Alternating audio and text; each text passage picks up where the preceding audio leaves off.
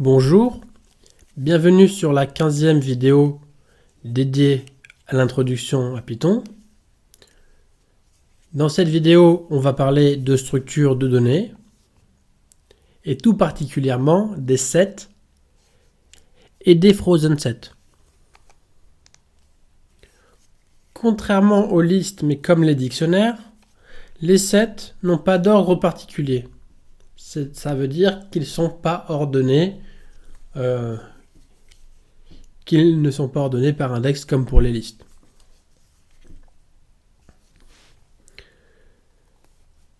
Si les sets ressemblent au dictionnaire, c'est normal, car les dictionnaires ont été construits au-dessus des sets. Il y a plusieurs éléments à savoir sur les sets. Dans les sets, chaque élément du set est unique. Ça veut dire quoi? Ça veut dire que dans cette structure de données, il ne peut pas y avoir de doublons. Si on essaye de mettre quelque chose en double, il y a une erreur qui va nous être envoyée. Un set peut être modifié, mais les éléments contenus dans un set doivent être immuables. Donc, comme pour les listes, comme pour les méthodes de liste, comme pour les méthodes de dictionnaire, la première chose qu'on fait en général, c'est d'utiliser les fonctions dir et help. Donc, ci-dessus, on voit que l'on a mis dans la fonction dir le mot-clé set. Après exécution de la cellule, Colab va nous renvoyer toutes les méthodes disponibles pour les sets. Donc là, on voit qu'on a plus de méthodes dans les sets que pour les tuples, mais qu'il y en a un peu moins que pour les listes et que pour les dictionnaires. Donc, maintenant que l'on a vu comment se renseigner sur les méthodes de set, comment faire pour créer un set simple? Pour créer un set, on utilise des accolades. Donc on va mettre une accolade et dedans, dans ce conteneur, on va mettre des valeurs séparées par des virgules. Donc vous voyez que la syntaxe ressemble beaucoup à celle des dictionnaires, mais contrairement aux dictionnaires, il n'y a pas d'association. C'est-à-dire qu'il n'y a pas de lien entre une clé et une valeur. Donc quand on affiche print premier set, on voit le résultat d'un set. Donc pour vérifier que le type est bien un set, on utilise la fonction type avec la variable premier set qui va stocker le set contenant la chaîne de caractères 0, l'entier 3 et la chaîne de caractères resp. Donc quand on fait type, premier set, et que l'on exécute ça sur Colab, on trouve comme résultat le mot-clé set. Donc on voit bien que ce que l'on a créé est un set. Donc la deuxième manière de créer un set, c'est en utilisant la fonction set. On a vu ça pour les dictionnaires, qu'il existait une fonction pour créer un conteneur ou une structure de données. Donc il y a aussi une fonction pour les sets, mais la création est différente. Donc pour créer un set, sans utiliser les accolades directement, on va mettre le nom de la variable, donc là c'est x, et on va passer à la fonction set une liste. Donc là on voit le résultat de l'affichage de x, et on voit que l'on a bien un set comme résultat. Troisième manière de créer un set, Donc là, on va créer une variable s. On va assigner une chaîne de caractères qx, QUUX à la variable 7, à la variable s. Et on va passer la variable s à 7. Donc quand on exécute ça sur Colab, on reçoit un résultat sous forme de 7 qui correspond à Q, U, X. Vous voyez qu'un seul U, c'est normal, parce que, comme on l'a dit au préalable, dans un set, il ne peut pas y avoir de doublons. Donc là, on n'a gardé que le premier U. Donc, maintenant qu'on a créé notre set, maintenant qu'on sait créer des sets, on va apprendre 2-3 choses d'autres qui peuvent être intéressants. Donc là, dans cet exemple, on va voir comment faire une union entre deux sets, c'est-à-dire faire en sorte de créer un grand set avec toutes les valeurs. Donc là, on prend x1 et x2, qui correspondent chacun à un set différent.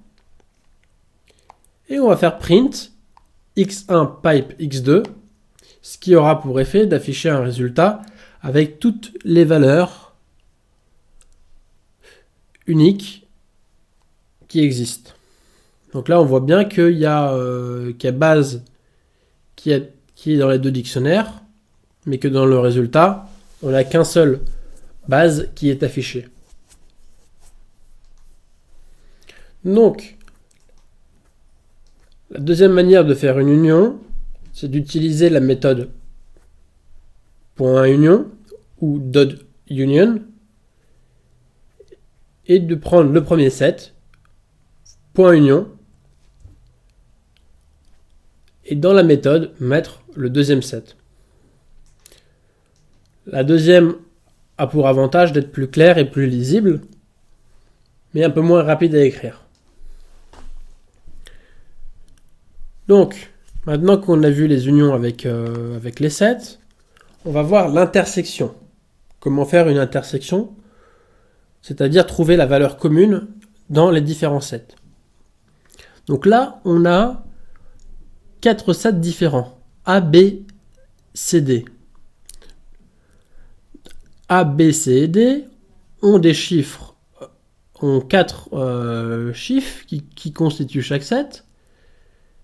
Et on remarque que le 4 est dans tous les sets. Donc quand on fait A point intersection BCD, on récupère le chiffre qui est dans tous les sets, le chiffre qui est dans tous les sets que l'on a créé. Deuxième manière de faire une intersection, on avait vu tout à l'heure que le pipe permettait de faire une union. Et dans notre cas d'intersection, ce n'est plus le pipe qui nous permet de faire quelque chose, mais le et bitwise. Donc là, quand on fait A et B et C et D, on a une intersection entre tous les sets et l'affichage du résultat nous renvoie 4 qui est bien sûr le chiffre présent dans tous les sets. Donc maintenant que l'on a vu l'union et l'intersection, on va essayer de trouver toutes les valeurs uniques avec la méthode différence. Donc là, on crée deux sets, x1 et x2. x1 ayant 3 valeurs foo bar base et x2 ayant 3 valeurs base qx qx. Donc quand on fait x1 point différence x2 et que on exécute cette méthode dans Colab, on a un résultat contenant les deux valeurs uniques dans x1 qui sont bar et foo. Donc autre manière de trouver les uniques. Voilà, ça ressemble beaucoup à ce que l'on a pu faire avec les dictionnaires. Parce que quand on compare les clés et que l'on compare les items, on travaille aussi sur des sets. Des sets ou plutôt des frozen sets, mais ça on verra un peu plus tard à quoi ça correspond. Donc, les frozen sets. Python fournit un autre type intégré similaire au set appelé frozen set, qui est à tout égard identique à un set, sauf que frozen set est complètement immuable. Vous pouvez effectuer des opérations sans modification. Ça veut dire quoi? Ça veut dire qu'on ne va pas pouvoir changer les valeurs au sein de ce set. Donc là, exemple de création d'un frozen set. On prend un peu la même structure. La création est similaire à celle d'un set. On a vu l'exemple de la fonction set et dans laquelle on pouvait passer une liste. Donc là, c'est la même chose. C'est seulement le mot-clé de la fonction qui change. Donc au lieu de mettre set, on met frozen set. Donc là, quand on fait x frozen set list foo bar base et que l'on fait len x, on a bien trois éléments. Donc pour trouver un élément commun à x, si on compare x à un autre dictionnaire, on utilise le bitwise comme on a vu pour les sets. Mais au lieu d'avoir comme résultat un set, on a un frozen set. Donc on voit bien que on a changé de structure de données depuis tout à l'heure. Voilà, si vous voulez plus d'informations sur les sets, je pourrais vous donner un peu plus de documentation. Mais en attendant, voici quelques exercices pour pratiquer. Donc le premier exercice que vous avez à faire, c'est créer deux sets de deux manières différentes.